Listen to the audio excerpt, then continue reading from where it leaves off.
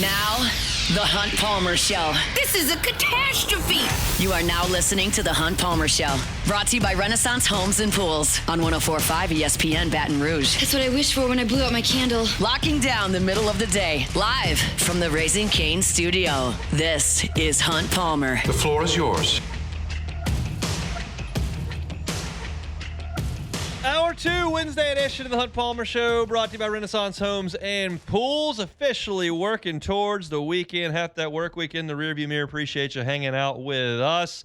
In our next segment, we'll talk about what Colin Cowherd had to say about the New Orleans Saints. And then 30 minutes from right now, my thoughts on the LSU defensive alignment today in their first practice.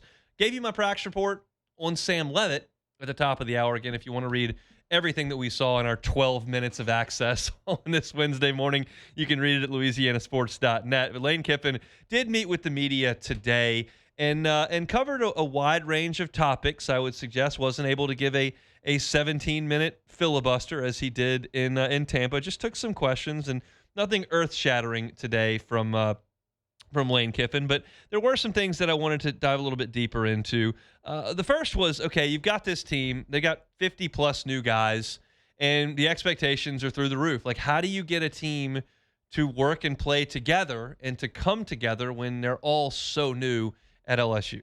I think we've just done it for a long time now. I think as a coach, I equate it to parenting the first time you're a parent, versus if you had 6 kids now, so a 6th job, you probably do a better job and made some mistakes. And so I just think we have so much figured out now about how we do things with that it's easier for us to bring people from all over and bring them into the systems. But I also think, our strength coach last night in a meeting said, man, Coach, we have very, very few problems on our team and very few attitude problems and guys not buying in or being late or any of that stuff. And I said, you tell me that every year for about 3 years now in a row. And I believe that's because it's what starts to choose you. When they come and they visit and they see how you run a program and they see the discipline, the accountability, the toughness, and how much work goes into it and how much fun they have too, but that it's going to be really, really demanding, I think that's what starts to choose you. And then they also feel not to come, maybe if they were on the previous team and they're kind of around a little bit and they go in the portal. So I think once you establish that, it's knowing what you are in recruiting. We're really open in recruiting. This is who we are. What you see in recruiting is what you're going to get. So I think that's what chooses you. And I think, look, there is something to having the right mindset, the right people in the building when you realize that you're speed dating like half the team. Like half the team comes in for one December visit and they either pick you or they don't. It's not a 2-year process like the old recruiting method was. So you gotta do the best you can in a short window of time and then hope that your evaluation is correct and maybe get a little lucky in some instances that you do get the right guys in there. And trust me, the other piece of the puzzle is winning helps a lot of things. Winning helps culture. Unless you hadn't done that under Lane Kiffin yet, but that's something that obviously keeps a lot of guys together if you're all on the same track and you're playing for things that are really, really important. Offensively, we think of Lane Kiffin having a system that is extremely productive, and a lot of times when you think about that, you think about things that are complicated or tough to learn or tough to perfect or tough to take one team and get it to the level that it once was. We know that Ole Miss was a humming offensive machine last year toward the end of the season. How do you recreate that with the same coaching staff and completely different roster of players? And Lane Kiffin talked about why his offense is quote-unquote easy to learn.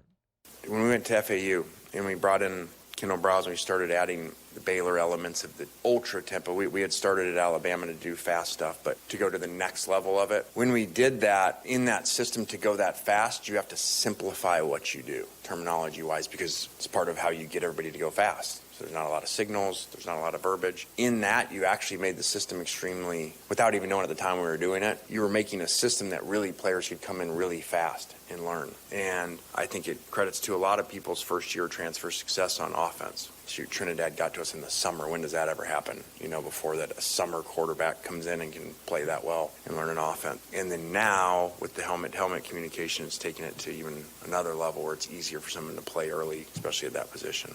That was the most interesting answer I thought he gave today about how we're simplifying the terminology to go fast at Florida Atlantic.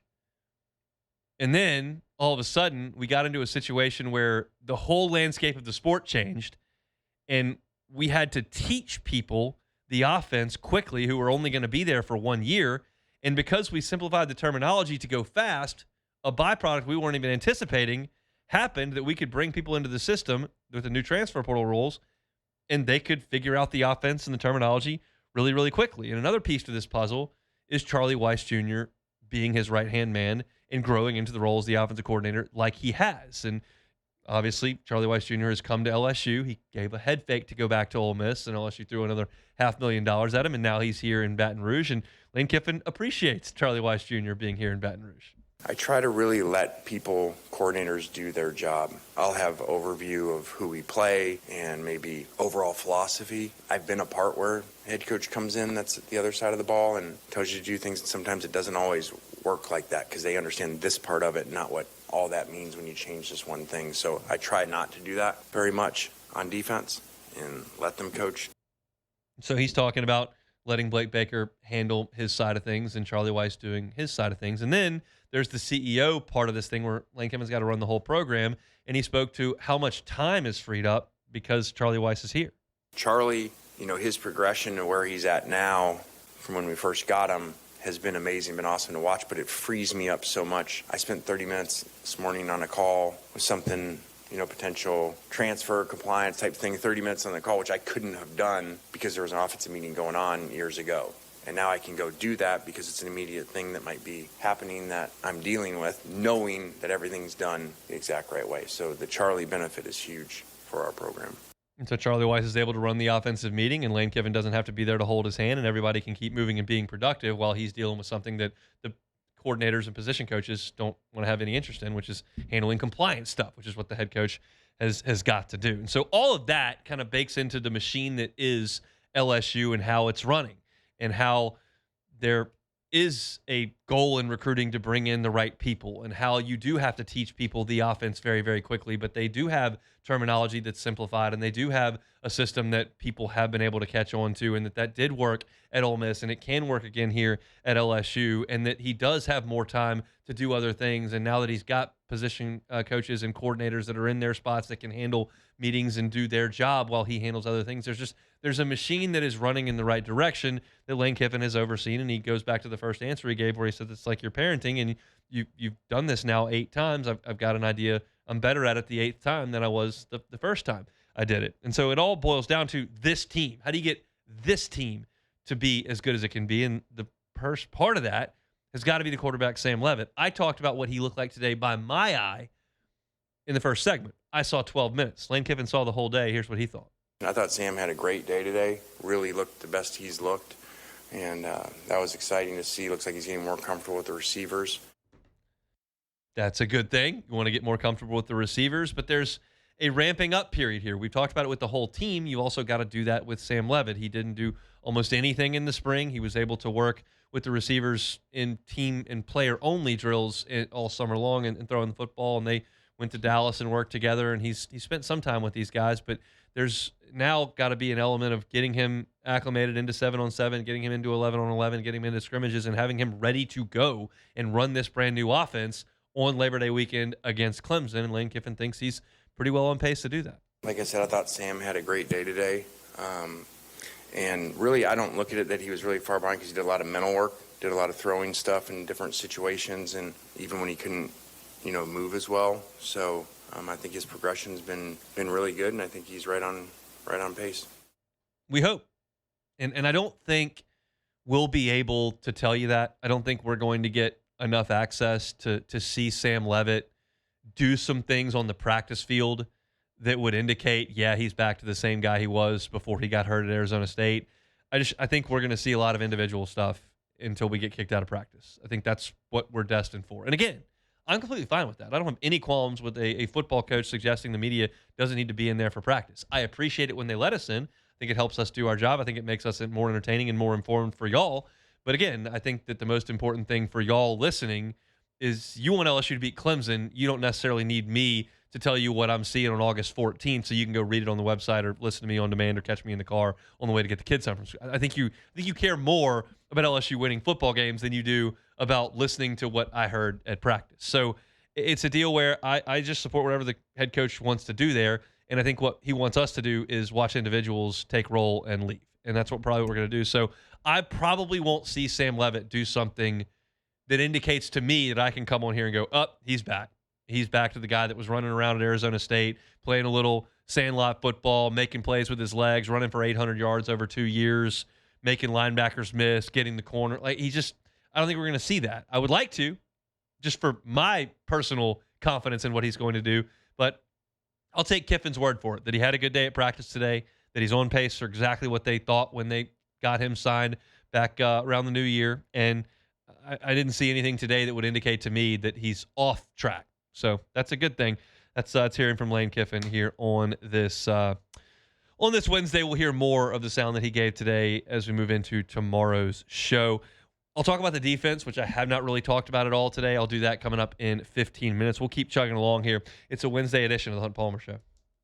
The Hunt Palmer Show. One Bath and Closets. OneBathAndClosets.com is the website. David Duvall and his team, 30 years redesigning and remodeling bathrooms and closets. Tub to shower conversion. That's their bread and butter over there at One Bath and Closets. So when I say renovation remodel, you may think, oh my gosh, that's going to cost a fortune. He's going to be in my house for a month and a half. And I'm going, wait, not everything is that labor intensive. Not everything is that labor intensive. Not everything is that cost prohibitive. Maybe it's just something simple. You've got a tub that you either stand in to take a shower, or that's not working properly, or that's older and dingier, or that you just don't like. Well, get rid of it. It's taking up space. How about you put a glass walk-in shower right there? Just changes the functionality, aesthetic of your bathroom, and also adds value to your home.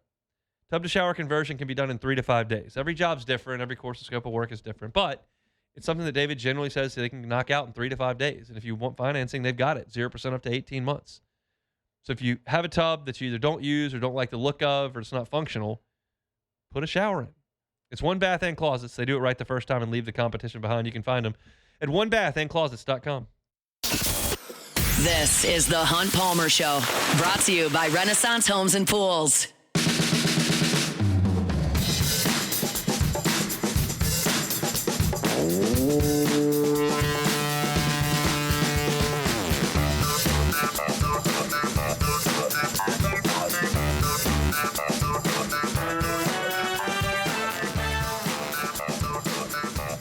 Back to school time. Our friends at Ochsner are well aware of that. As families get ready for back to school season, Ochsner Health is reminding parents that success in the classroom starts with overall wellness. So check in on your kids' mental health, not just grades. Pay attention to changes in mood or behavior. Create some time to connect and encourage open conversation about how they're feeling. Nutrition also plays a big role. Ochsner recommends packing balanced lunches, protein, fruits, vegetables, whole grains, and getting kids involved in meal planning so healthy choices are more appealing to them. If you're looking for primary care, pediatric services in one location, make it easy. Go to Ochsner. Families can coordinate care for everybody in the household. Same-day appointments availability at many locations can help families address unexpected health concerns quickly as kids return to school and activities. And extended afternoon hours after school, as well as weekend appointment options at select locations, can give you some flexibility for busy families balancing schoolwork and extracurricular schedules.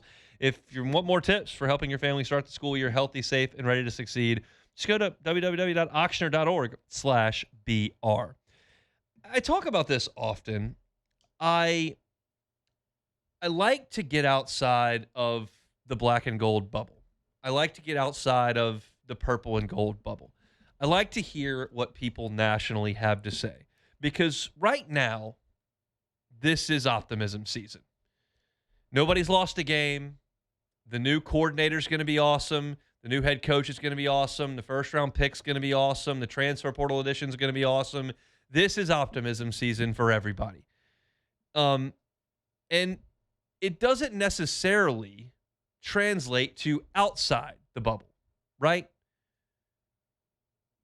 And that's why I like to get outside and get some perspective from folks that are just looking at this without any emotion, without the local beat writers pumping up practice, and are just kind of giving some more unfiltered thought. It doesn't make them right, okay? I want to be clear about that. It doesn't make them right. It just means it's a different perspective. And I appreciate that at times. Colin Cowherd obviously hosts a national show, and he was given some statistics yesterday that I was running across that The average is 6 teams making the playoffs in the NFL that did not make it the prior year. The baseline, the bottom of that list is 4. 4 new teams every year in this format are going to make the playoffs that didn't make it last year. And so he went forward and gave his list of teams that he thinks that did not make the playoffs last year that he thinks have a really good chance to make it this year. And I'm going to play a little bit of a longer bite here, but this is Colin Cowherd discussing why he thinks the Saints are in that number. Sure.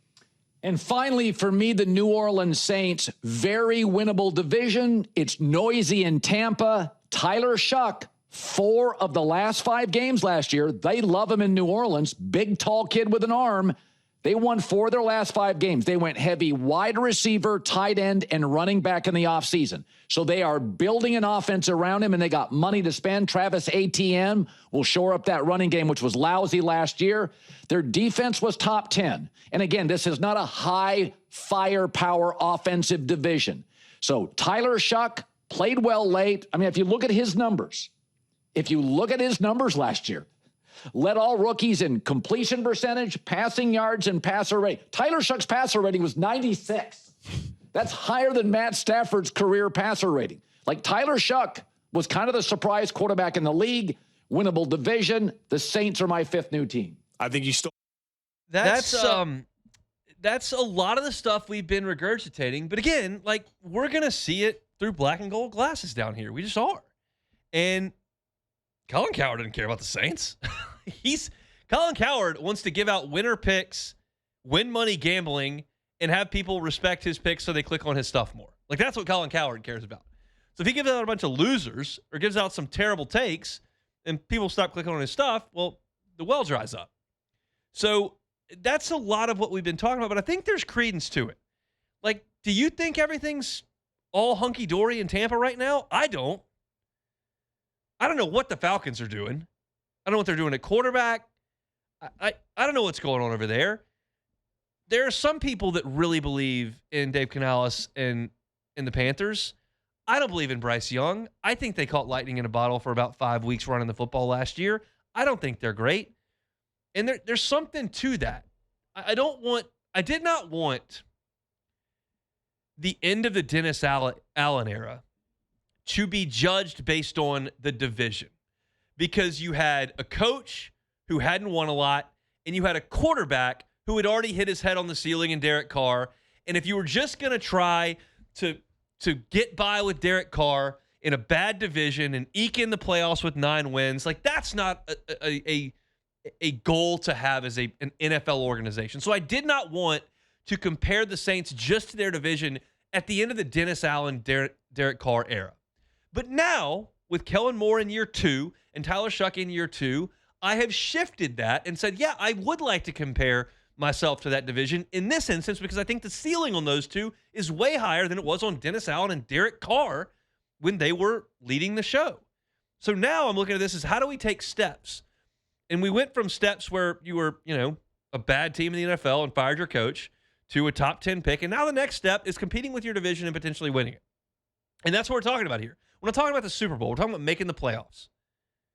And if you can take that step where Tyler Shuck is a guy who had a passer rating better than Matt Stafford's career passer rating and did lead rookie quarterbacks in completion percentage and did win 4 or 5 starts down the stretch and did do some really good things to win games late, and the people you put around him, as he mentioned, with HN coming in and with Tyson coming in, and you go and get a tight end and Fant, and you shore things up with some late round pick wide receivers, and we talked about Barryon Brown in hour number 1, and that seems to hit, and all of a sudden you've got a fortified offensive line and things start to move forward. And oh, by the way, your defense was top 10 last year, and nobody really talks about the Saints defense, but your defense was top 10 last year, and if you can sustain that with a coordinator who's really respected in the league in that role, well, yeah, I think you do compare favorably to a lot of the teams in your division. You got to go out there and win close games, but you do.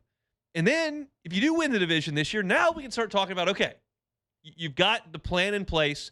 You've got the foundational pieces. You've got the coach. You've got the quarterback. You've surrounded him with some weapons. You do have some youth on the offensive side of the ball, both tackle spots, wide receiver, relatively speaking, quarterback. He's not young in NFL standards. He's young in experience and then really in quarterback standards at 28 years old. That's not necessarily close to the end of your rope as a quarterback in the NFL. So, yeah, the next step would be, let's talk about, can you threaten in the NFC? But right now, going outside the black and gold bubble and looking at what's going on in Tampa, what's going on in Atlanta, and what Carolina is, yeah, I think that's a reasonable thing. And it's not just some person in South Louisiana who desperately wants the Saints to win. It's somebody out in California that's looking at this objectively going, this is the team I think can absolutely make the playoffs. And that's not breaking news to you, the Saints fan, but it is offering another perspective. And I like the fact that other people are taking notice of this. It's early. It's optimism season. But we'll see. The big test on this thing, and I hate to kind of dump cold water on all that positivity here, and I don't mean to do it that way. It's just an observation that I'm curious about if we get to this point. But Vegas would suggest the Saints are going to start 0-2, right?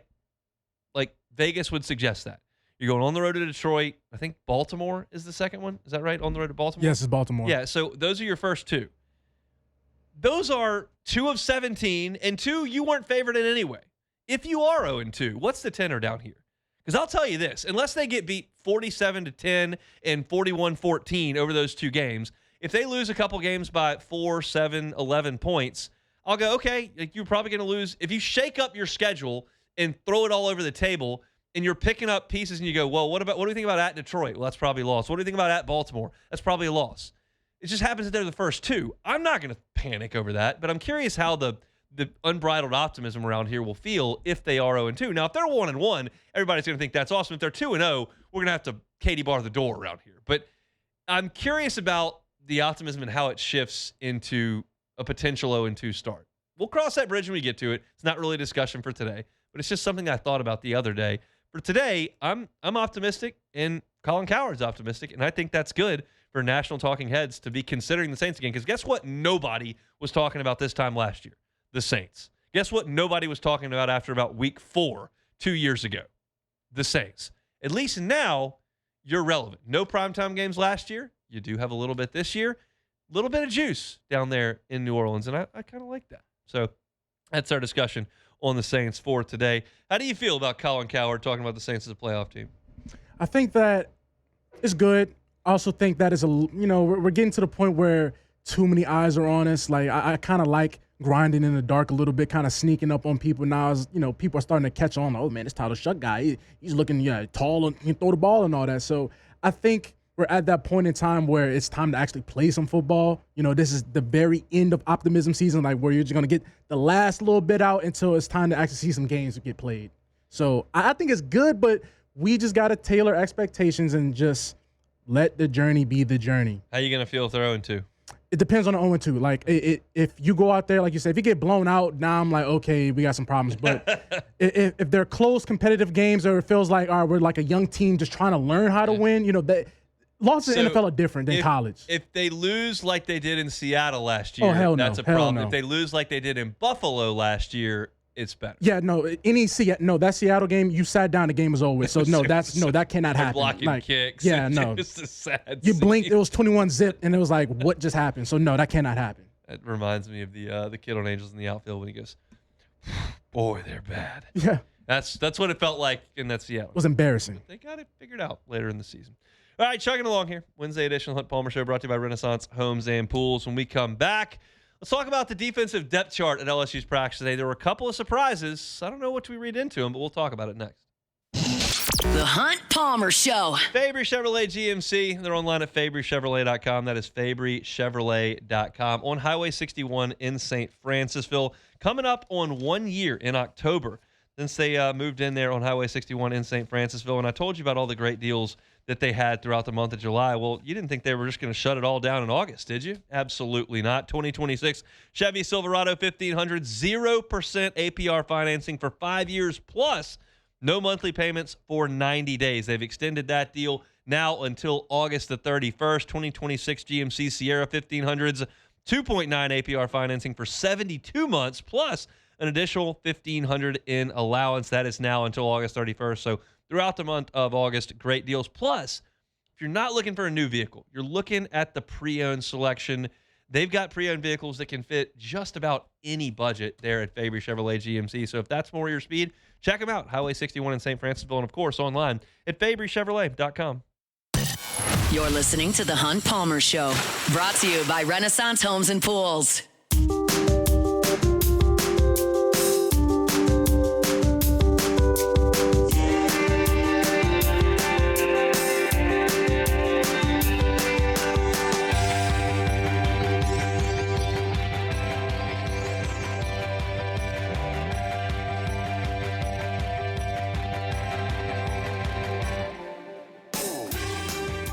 First American Bank and Trust, FABT.com, FABT.com. It's First American Bank and Trust. They started things up back in 1910. That was 2 years after the Cubs won the World Series in 1908.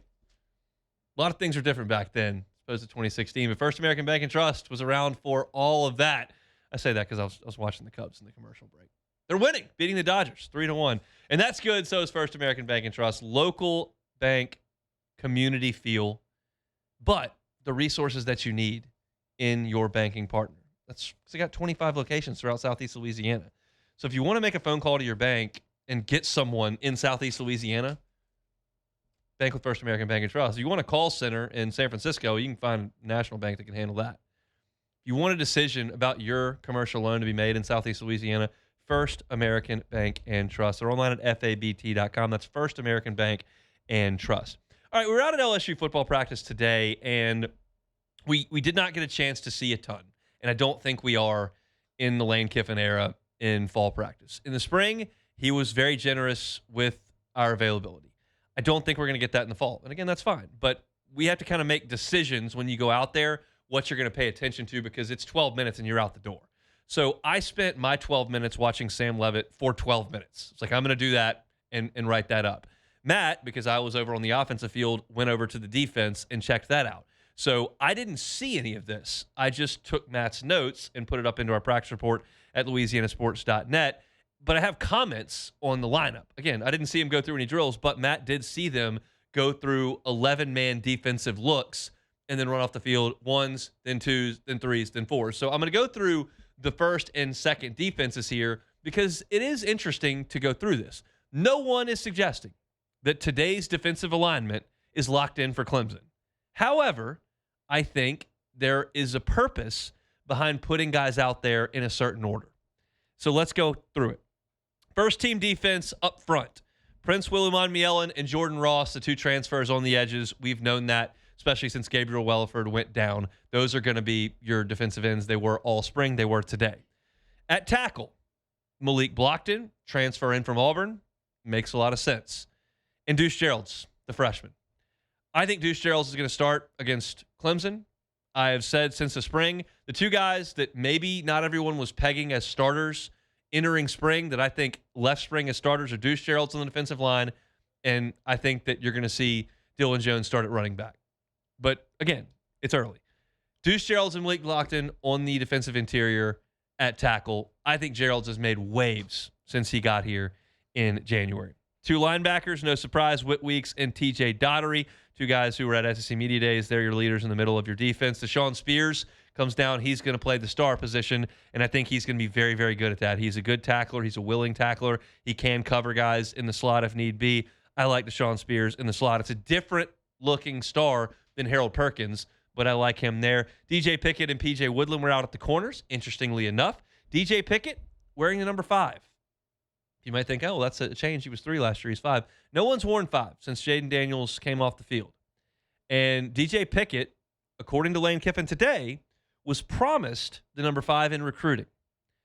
And he felt like, Lane Kiffin speaking, that it was right to honor that, even though he wasn't here when DJ Pickett was recruited. Now, Corey Raymond was, and Blake Baker was, but that was a promise. And I don't care. I would like them to just go ahead and retire 5 and 9. They won Heisman trophies. Don't let anybody wear those numbers anymore. But I'm certainly not going to complain about DJ Pickett coming to school at LSU and deciding he wants to wear number 5. If he wants to wear number 5, have at it. LSU hadn't made the decision to retire the number. He's number 5. Go get it. I don't know if Jaden's offended or not, but no one's worn 9 since Joe Burrow took it off, and no one had worn 5. DJ Pickett now will. He and PJ Woodland, your two corners. And then at safety, Ty Benefield, obviously, been a star since the spring for LSU, and I think he's going to be one of the best players on the team. And not TaMarcus Cooley, the other safety. Jace Thomas is there at the other safety. Jace Thomas was a 4-star recruit from down in New Orleans. Didn't play a lot last year, but a guy that I do know that the coaching staff really liked what he gave them in practice last year. And look, TaMarcus Cooley is a very veteran player, multi-year starter across 2 spots at NC State and LSU. But Jace Thomas got that first look today. Lane Kiffin was asked about it after practice today and gave a very vanilla answer like, yeah, Jace has been good, and we wanted to get him a look out there. Like, there's nothing to it. Like, yeah, he's a starter, or we need some. It was a non-answer from Lane Kiffin. But again, defensive front, Uman Mielen and Ross on the edges, Deuce Gerald and Malik Blockton in the middle, Whit Weeks and TJ Dottery at linebacker, Deshaun Spears, your star, DJ Pickett and PJ Woodland out at the corners, Ty Benefield and Jace Thomas. That was your first 11 on defense. The second team on defense, on the defensive ends, Dylan Carpenter, who's been a number 2. Lamar Brown in his first practice in LSU Tiger. Remember, Lamar Brown did not early enroll. He was at U-High through the spring semester last year. He attended some practices but stood on the side. He was out there today, and number 55 was on the defensive end for the second team.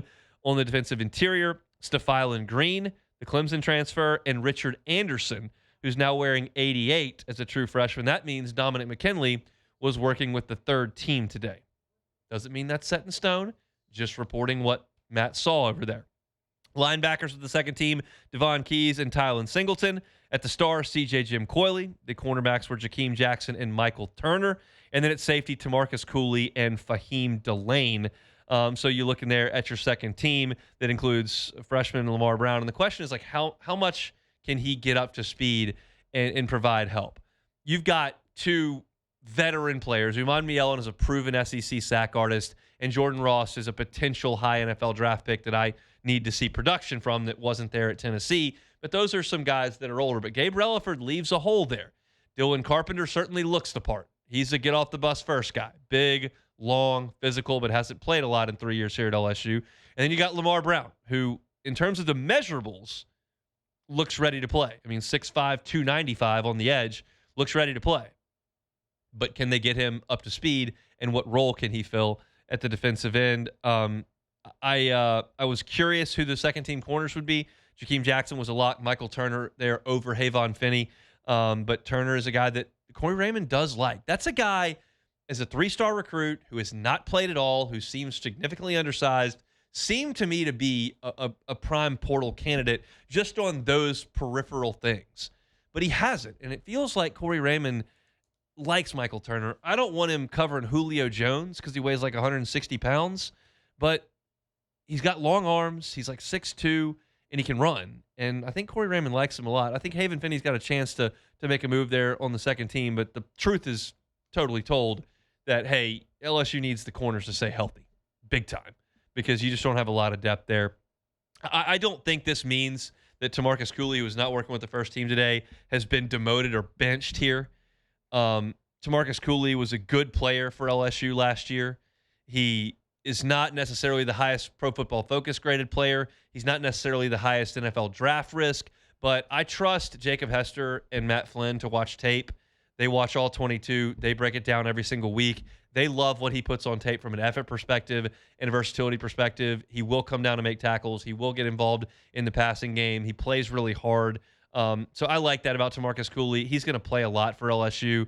I think this was just a chance to get Jace Thomas a look back there with Ty Benefield. I'll promise you this. Ty Benefield is going to play, and he's going to start. But opposite him, Jace Thomas got a little look today. So very, very interesting. We will get another chance to see LSU tomorrow evening.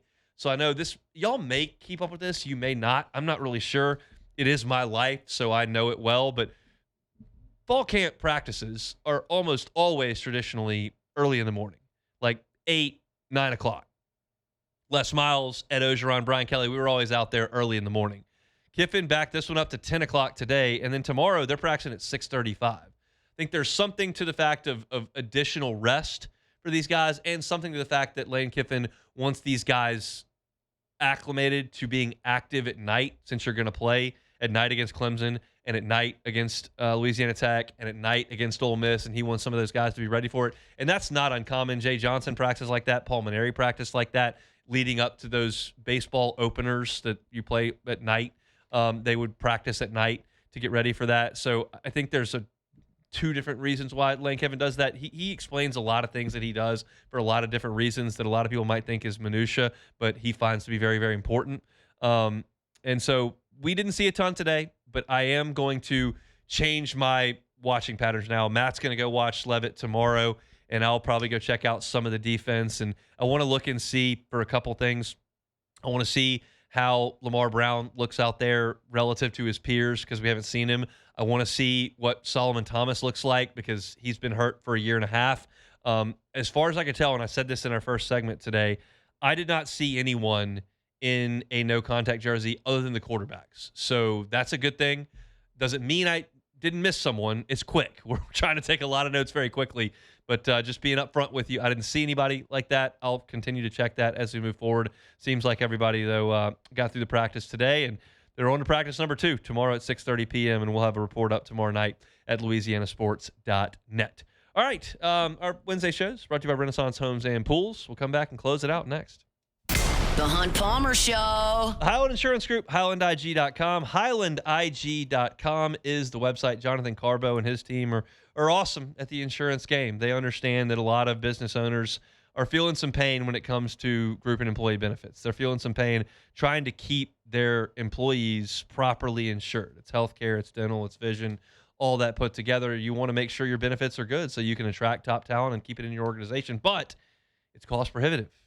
If you need another option because you've had a bad renewal or a couple of bad renewals, or you've had a significant claim, or you're fearful of your next renewal because you've had claims, if that's the case, contact the Highland Insurance Group. They're not a magic wand. They don't have a silver bullet. I can't promise you they're going to come in and cut 20%, but they can give you another option. And that's what Jonathan Carver and his team have had a lot of success with, helping local businesses keep employees insured with another option. They're an independent broker. They've got contracts with multiple carriers, and they may be able to help you out, but they can certainly have a conversation with you. So check out the Highland Insurance Group. It's Jonathan Carbo and his team online at HighlandIG.com. You're listening to The Hunt Palmer Show, brought to you by Renaissance Homes and Pools.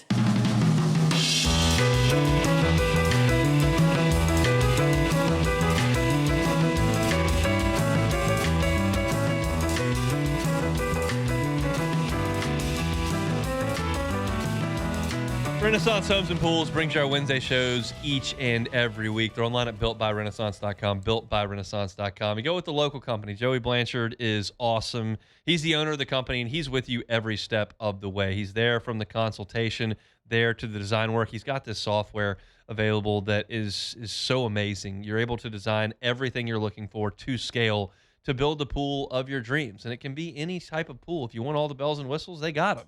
If you just want something simple, a little cocktail pool, they can do that as well. But he's there for the consultation, the design, and then the build. He's there. And then when they fill the pool, he's there. When they finish the pool, he's there. You don't have to worry about who your contact is. You're dealing with Joey Blanchard and a local company when you work with Renaissance Homes and Pools. So if you don't want another summer of scalding hot weather where you don't have a place to cool off in the backyard, contact Renaissance Homes and Pools. If you're looking for an outdoor kitchen, they got you covered there as well. It's Renaissance Homes and Pools. They're online at builtbyrenaissance.com. All right, Jordan, let me paint you this picture here and see what you would do in this situation. All right, I'm listening. So today's the first day of practice. Yep. It's hot out there, and I wasn't sure how long we were going to be out there. It just said how many periods we got, but a period can be 10 minutes or 2 minutes. I don't know how long we're going to be out there. Okay. So I wear shorts. I go to practice in shorts. It's hot. So I wore khaki shorts. Took the kids to school today, and on the way to school, I always eat a protein bar. Okay. And today's was chocolate flavored. Oh, and Lord. they've got these little balls that are attached to them. And sometimes when you unwrap it, those little bitty balls fall off. Like chocolate little ball. Yeah, a little bit, and So it you fell off. sat in it? And I sat in it. Oh, my Lord. And the khakis? In the khaki shorts. Oh, no. So I got to work, and I realized what had happened. And so I got in my office, closed the door, took the shorts off, looked at the back. Oh, no. Had 2 little brown dots on the back. And I'm like, well, we got 10 o'clock practice. It's 8:15. I can get some work done. Okay. I can go home and put some new shorts on, or I can go to practice with 2 little brown dots that are chocolate on the backside of my khaki shorts. What's the play here?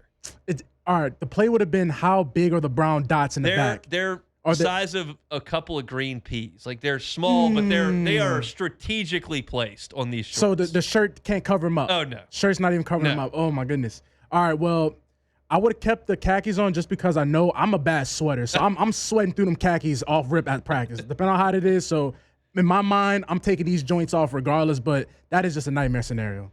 I drove home and put on blue shorts. Put on another pair of shorts. I don't have a problem with that. I mean, it was what it was. You know, I had some time. I got the work done this morning.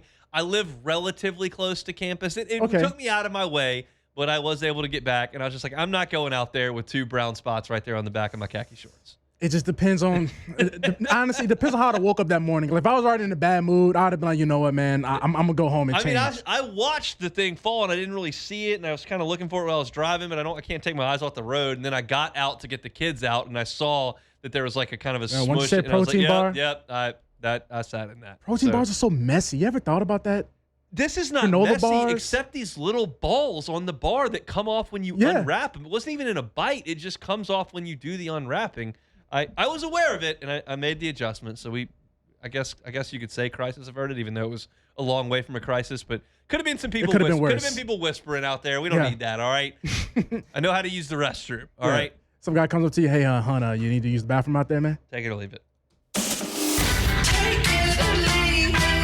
Take it or leave it. Take it or leave it. Today's hottest stories in sports, news, and sometimes even Hunt's life. The question is, will he take them or leave them? All right, so per NFL insider Jordan Schultz, the Commanders will sign Stephon Diggs to a 1-year, up to $12 million deal. So Terry McLaurin and Stephon Diggs, are the Commanders finally giving Jaden Daniels some correct help? Take it or leave it? I guess I'll take it. I'll be honest with you. Yes. I don't know how good Stephon Diggs was last year. Was he really good? He was solid. He was super solid for the Patriots. I know what he was, but I don't watch a lot of Patriots football. I don't red zone. I'm watching the Saints. Like I don't watch a lot of Patriots football. I know. He was all right. I know in his career he has been great, but you never know when he wasn't Bills. I don't know when that cliff's going to come, and I didn't know if it had come for him or not. But yeah, I mean, in name that absolutely works. They got to get a lot for Jaden because last year was not good, and then he got hurt, and that makes it even worse. So all right, so Live Golf has secured funding from an outside investor that will keep the circuit alive beyond this season, according to league CEO Scott O'Neil. O'Neil didn't identify the investor or how much money was injected into the league, but Live was seeking $250 million to $300 million to keep the league alive. So is Live here to stay? Take it or leave it? I will take it. I'll take it. In a way that you don't think. I think they're going to keep Live Golf alive and make it a little regional tour for those that aren't on the PGA Tour. They're not going to have huge purses like they've had. They're not going to secure a monster TV deal like they wanted to. They're not going to recruit the big stars with those huge buy-ins because they don't have the limitless Saudi money. You can get private equity. You can get investors to give you money. But if it's not enough to go get the next Bryson DeChambeau, go get the next John Rahm, those guys are going to cycle out, and you're not going to have anything. So I think they'll try to keep it alive as a another option, like the DP World Tour, like there are a lot of tours around the world. Australia seems to really like this. Play 3 events in Australia, play 1 in Dubai, play 1 in London, then play 2 in the United States. It's not going to be a rival to the PGA Tour, and I don't hate Live existing as a golf tour. I hate Live taking players off the PGA Tour. So you can go play your whatever you want to do for not as much money with the guys that I'd never heard of. That's fine. I don't care about that. Quit taking Bryson DeChambeau and John Rahm off the PGA Tour, and I think those days are over once the Saudis pulled out. All right, so the Akron Zips have gone viral after promising that one fan can help call the plays for the first offensive drive of their home opener versus Robert Morris University. They announced that one lucky season ticket holder will have the chance to work with head coach John Moorhead to help design the plays that open the game. So is this a good way to get fans to buy tickets and call the plays? Take it or leave it? Leave it. Just leave it alone. This is stupid. This is a stupid idea. I mean, what are we doing? What do the players think? Yeah, what's the meetings looking like? The guy from down the street who either does accounting for the law firm or fixes the toilets, the local Akron guy, or sells insurance, or let the radio guy. What do the players think? That you got guys calling plays that don't know what they're doing. Yeah. This is supposed to be a real football game. I'm out. I'm out on the Zips doing this. I guess it's better than no one talking about the Zips, but Yeah. I'm disparaging the Zips for this idea. Real Awful. August talk. August talk. So that's it for Take It or Leave It. Flea flicker. I saw Mike Golick saying he was going to get all the offensive linemen a touch in his drive. Oh, Lord, please don't. Let's not Some do that. fumble rooskies, lateral plays. I don't think so. Whatever happened to the hook and ladder? They got to get that back in the game. All right, that's it for us. You missed any of our LSU talk, Hunt on LSU. You missed the Saints talk, Hunt on Saints. Matt's going to drive you home next on AFR. Back tomorrow, Hunt Palmer Show. The Hunt Palmer Show. Fabry Chevrolet GMC, online at FabryChevrolet.com. That is FabryChevrolet.com. Got some awesome deals going on in the month of August. One continues from the month of July. We've been telling you all July long that those 2026 Chevy Silverado 1500s are 0% APR financing for 5 years, plus no monthly payments for 90 days. So if you want a brand new truck, 2026 Silverado 1500s, 0% APR financing, and no monthly payments for 90 days. It's a pretty good gig there. 2026 GMC Sierra 1500s, 2.9 APR financing for 72 months, plus an additional $1,500 in allowance. That's now till August 31st. And I invite you to go to FabryChevrolet.com, especially if you're in the market for a pre-owned vehicle. They've got pre-owned vehicles that can match any budget. So go check it out. If you want to set by price, you can sort it by that on the website, and you'll see a great selection of vehicles right there on Highway 61 in St. Francisville. It's Fabry Chevrolet GMC. They're always online at FabryChevrolet.com.